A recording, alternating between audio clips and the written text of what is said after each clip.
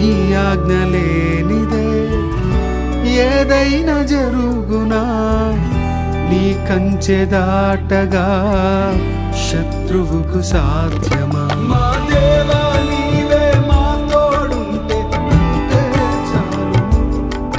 అపవాది తలచిన కీడులన్నీ మేలైపోవును. మా దేవా నీవే మా తోడుంటే అంతే చాలు. అపవాది తలచిన